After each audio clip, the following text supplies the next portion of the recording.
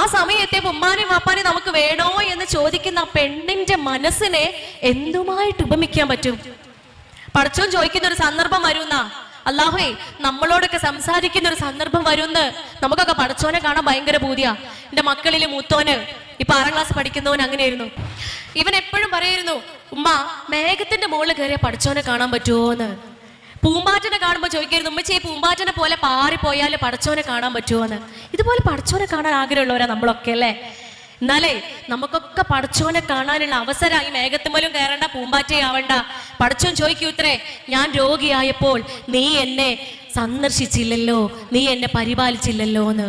അപ്പൊ നമ്മൾ ചോദിക്കും, ജഗന്നിയന്തവായ നാഥ, ലോകരക്ഷിതാവായ അല്ലാഹുവേ, നിനക്ക് രോഗമോ, നിന്നെ രോഗം ബാധിക്കുമോന്ന്.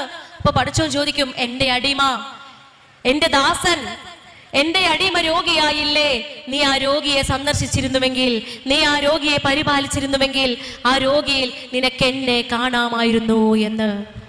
പ്രിയപ്പെട്ടവരെ, അത്ര പ്രാധാന്യമുണ്ട് രോഗിയായ നമ്മളുമായി യാതൊരു ബന്ധവുമില്ലാത്തൊരു മനുഷ്യനെ പരിചരിക്കുന്നതിന്. എങ്കിൽ പ്രായമായ ഉമ്മയും വാപ്പയും വീട്ടിലുണ്ടെങ്കിൽ അത് അമ്മായിമായിക്കോട്ടെ അമ്മോശാക്ക ആയിക്കോട്ടെ, നോക്കല് നമ്മുടെ ബാധ്യതയാണ്.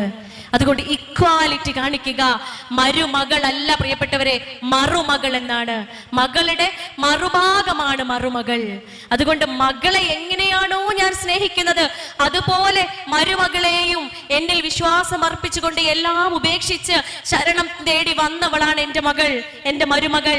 അവളെ എൻ്റെ മകളെ പോലെ സ്നേഹിക്കേണ്ട ബാധ്യത എനിക്കുണ്ട്. ഇല്ലേ? അനീതി കാണിച്ചോ, ഈ ഭൂമിയിൽ വെച്ച് തന്നെ പ്രിയപ്പെട്ടവരെ പടച്ചോൻ നമ്മെ ശിക്ഷിക്കുമെന്നാണ് പടച്ചോൻ പറയുന്നത്.